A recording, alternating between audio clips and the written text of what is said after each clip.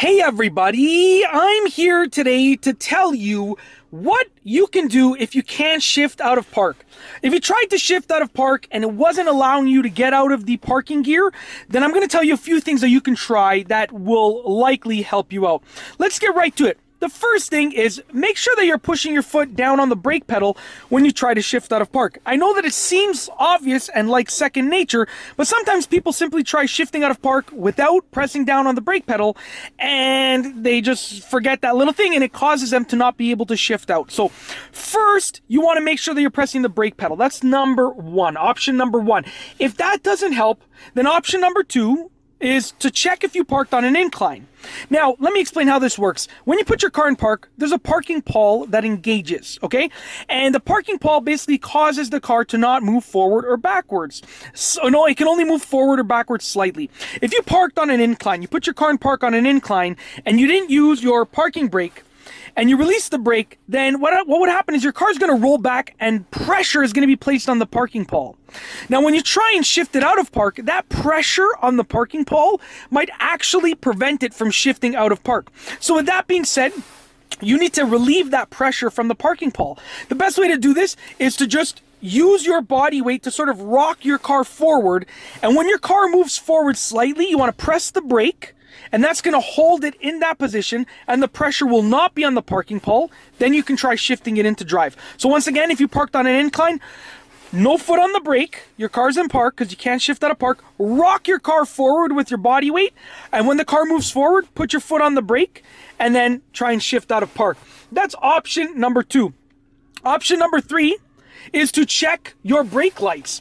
Now, your parking shifter, your gear shifter over here, gear selector, is connected to your brake switch. And basically, when you put your foot down on the brake switch is activated, and it lets the shifter know that you are allowed to shift out of park because your foot is on the brake.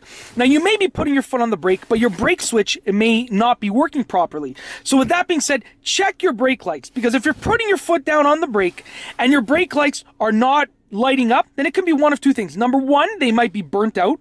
But number two, your brake switch might not be working, which would be preventing you from shifting out of park.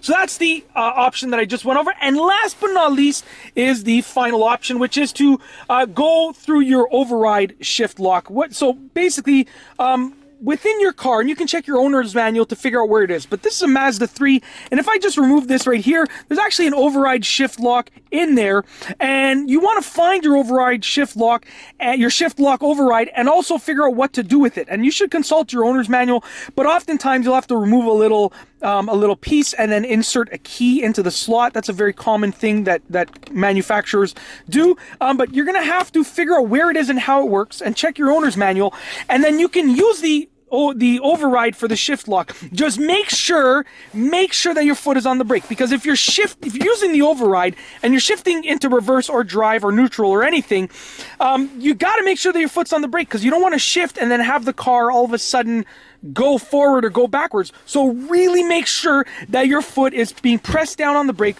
when you're using the override for the shift lock. But that's basically it.